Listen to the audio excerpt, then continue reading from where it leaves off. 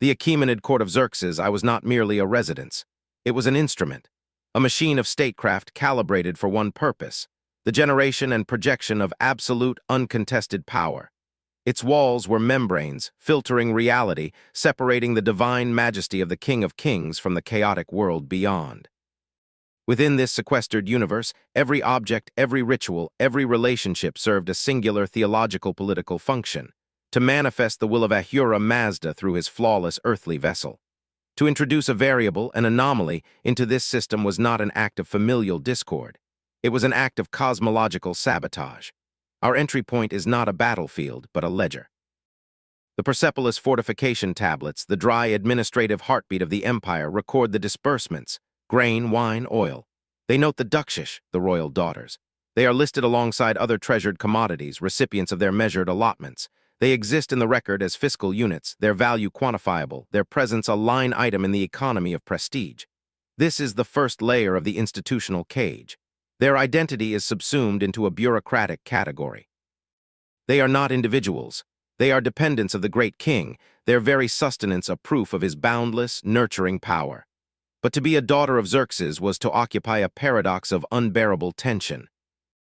You were both the pinnacle of the royal bloodline, its most purified expression and its greatest potential vulnerability. Your body was not your own. It was a vessel for the continuation of divine kingship, a geopolitical token of unimaginable value. Marriage was not a union but a territorial annexation, a peace treaty made flesh. Yet this prescribed fate contained its own peril. A married daughter creates a new lineage.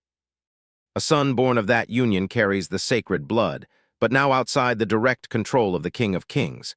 He becomes a rival claimant, a focal point for dissent, a living schism in the doctrine of singularity. The daughter, therefore, is transformed from an asset into a vector of threat. It is against this backdrop that the machinery engages. The treatment of Xerxes' daughters, as fragmented and cautiously alluded to in later Greek sources filtered through Median and Babylonian informants, follows a cold, institutional logic. The primary method was not one of violent spectacle. That was for rebels and traitors. For the royal women, the mechanism was one of nullification through sequestration. The harem, a term not of indulgence but of severe administration, was the engine of this nullification. It was not a sensual prison. It was a high-security archive for living royal artifacts. Access was a state secret. Movement was a protocol. Their world was reduced to a series of interconnected courtyards and apartments within the heart of the royal complex, present yet removed. They were placed in a state of perfect visibility to the king's custodians and perfect invisibility to the world. This was not merely protection. It was a process of deliberate de-individuation. Stripped of any public role, any capacity for political action or alliance, their identities atrophied. They became reflections of the king's will, their existence defined solely by their containment. The psychological architecture of this system was precise. Every comfort was provided, as the tablets show. The finest linens, the most delicate foods. This was not kindness. It was a demonstration. It proved that the king's power was so absolute, so effortless, that he could sustain perfection in a state of suspended animation. The message to the daughters and to any courtier who understood the system was clear. Your entire reality, from the air you breathe to the food you taste, is an extension of the royal person. You are utterly dependent and thus utterly controlled. Your life is a beautifully appointed room with no door. The first act, therefore, was not an event but an environment. It was the construction of a gilded vacuum. The daughters were placed inside a perfect, silent bell jar, where the only sound was the distant, echoing machinery of their father's state. The outside world, the wars, the intrigues, the very empire they nominally belonged to, faded into a rumor.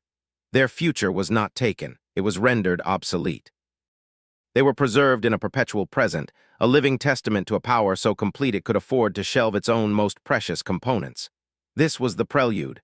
The system was now activated. The containment was secure. The stage was set not for a drama, but for an administrative procedure. The machinery, having immobilized its subjects, was ready to proceed to the next phase of institutional processing. With the subjects secured within the institutional vacuum, the system progressed from containment to active redefinition. This was not a process of punishment, but of transmutation. The royal daughters were to be converted from potential political entities into permanent, non-negotiable fixtures of the king's legacy. The method shifted from sequestration to systematized erasure through purpose. The core instrument was a perversion of the very institution designed to elevate them: marriage. In the Achaemenid system, royal intermarriage was a tool of staggering political engineering.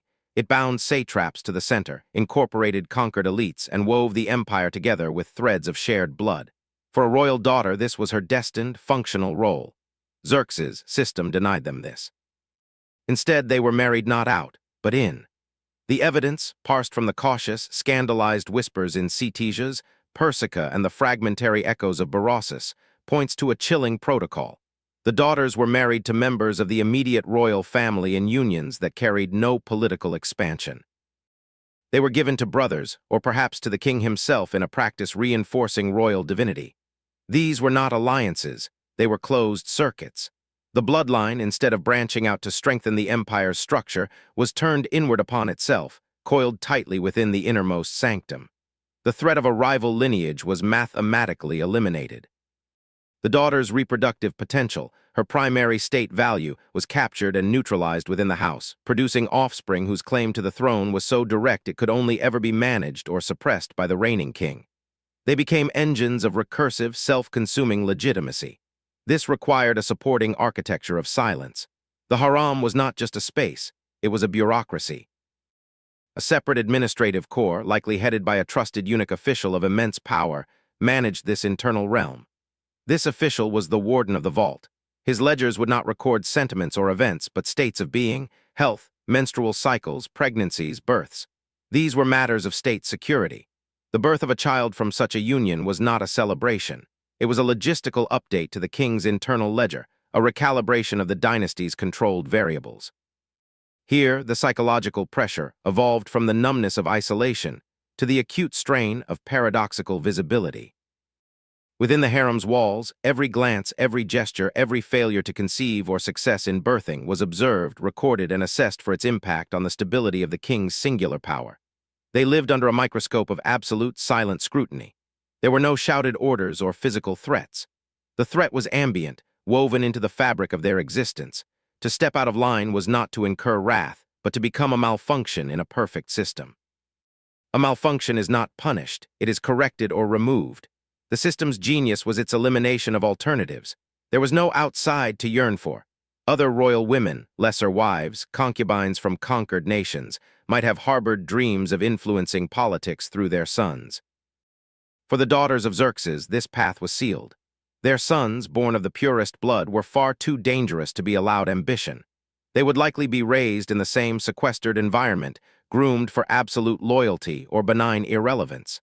The daughters thus witnessed the extension of their own nullification into the next generation.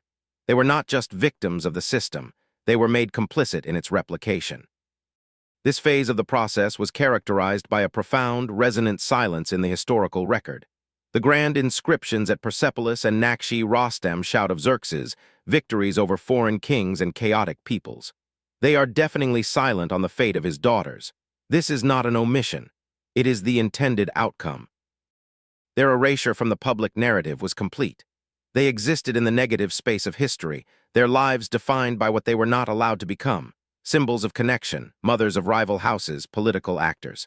Their legacy was a non-legacy. They were meticulously edited out of the empire's epic poem, leaving not a gap, but a smooth, unremarkable continuity in the official story of the king's unimpeded will. The machinery had achieved its operational goal. The potential energy of the royal daughters, their capacity to alter the political landscape through marriage and progeny, had been systematically converted into a state of inert, managed stability. They were now permanent, secure assets on the king's balance sheet, their danger diffused. The system moved silently to its final phase, not an end but an eternal suspension. The system achieved its final state not with a conclusion but with a perfected stasis. The aftermath of the process was not a scene of ruin, but one of seamless institutional silence. The daughters of Xerxes did not disappear in a dramatic sense. They were absorbed. Their identities, their potential histories, were metabolized by the very structure that had been built to contain them. They became ghosts in the machine, their presence felt only as a slight, persistent pressure on the historical record, a shaped void. The primary evidence of their existence, the Persepolis fortification tablets, ceased to speak of them. The regular allotments of grain and wine stop.